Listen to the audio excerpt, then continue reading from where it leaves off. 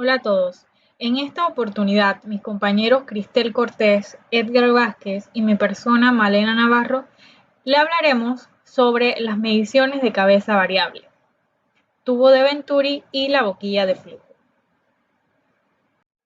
Los tipos de medidores de caudal. Para la elección de tipo de medidor de fluido, tenemos que considerar diversos factores. El rango. Los medidores disponibles en el mercado pueden medir fluidos desde varios mililitros por segundo para experimentos precisos de laboratorio hasta miles de metros cúbicos por segundo, que ya es para sistemas de irrigación de agua o sistemas de drenaje. Para una instalación de medición en particular debe conocerse el orden de magnitud general de la velocidad de flujo, así como el rango de las variaciones esperadas. La exactitud requerida. Cualquier dispositivo de medición de flujo que sea instalado y operado adecuadamente puede proporcionar una exactitud dentro del 5% del flujo real. La mayoría de los medidores en el mercado tienen una exactitud del 2% y algunos dicen tener una exactitud de más de 0.5%. La pérdida de presión. Debido a que los detalles de construcción de los medidores son muy diferentes, estos proporcionan diversas cantidades de pérdida de energía o pérdida de presión conforme el fluido va corriendo a través de ellos. Excepto algunos tipos, los medidores de fluido llevan a cabo la medición estableciendo una restricción o un dispositivo mecánico en la corriente del flujo, causando entonces la pérdida de energía. El tipo de fluido. El funcionamiento de algunos medidores de fluido se encuentra afectado por las propiedades y condiciones del fluido. Una consideración básica es si el fluido es un líquido o es un gas. Otros factores muy importantes a tomar en cuenta son la viscosidad, la temperatura, la conductividad eléctrica, la corrosión, la claridad óptica, la lubricación y la homogeneidad. La calibración. Se requiere de calibración en los medidores. Algunos fabricantes proporcionan una calibración en forma de una gráfica o esquema del flujo real versus indicación de la lectura.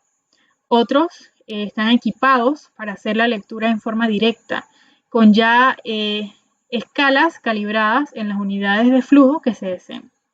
En el tipo más básico de los medidores, tales como los de cabeza variable, se han determinado formas geométricas y dimensiones estándar para las que se encuentran datos empíricos disponibles. Medidores de cabeza variable.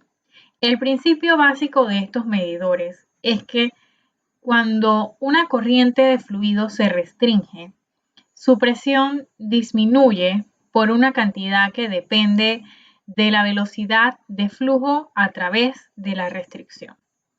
Es por ello que la diferencia de presión entre los puntos antes y después de la restricción puede utilizarse para indicar la velocidad de flujo.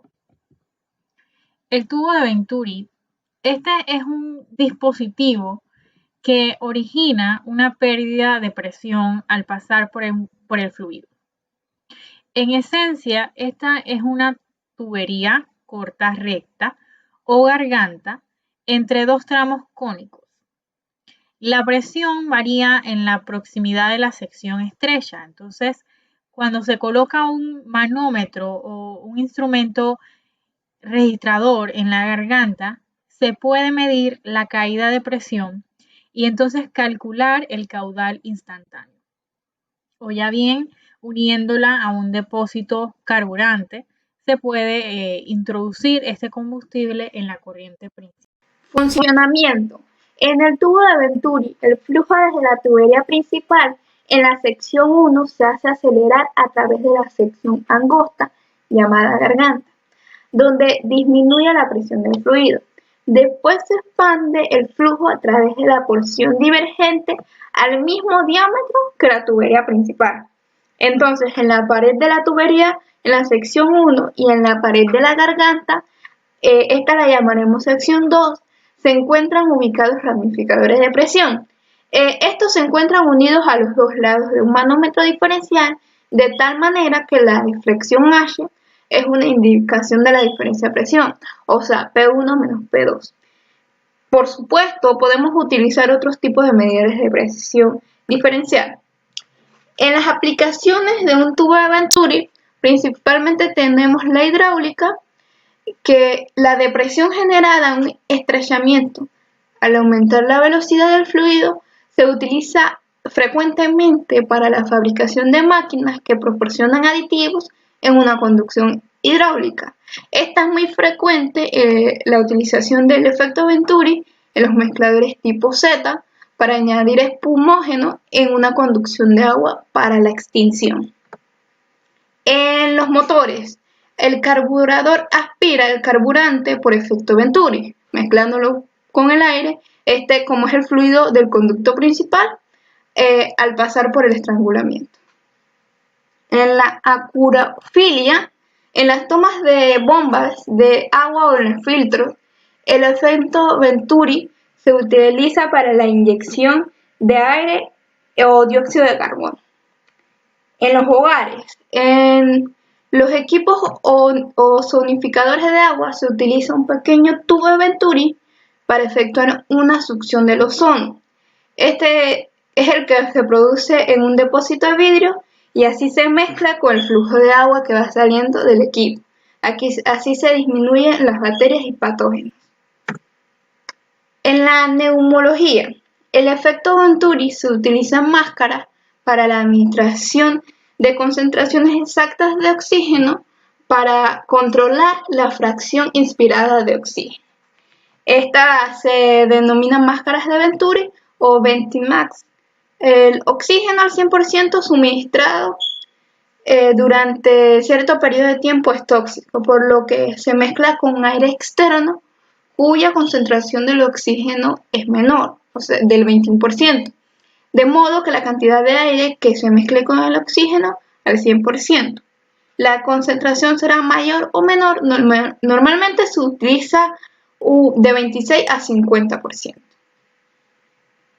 La boquilla o tobera de flujo es un instrumento de medición que nos permite determinar el flujo que pasa a través de una tubería a partir de una diferencia de presión que es determinada gracias a la aplicación del tubo de Venturi, ¿no?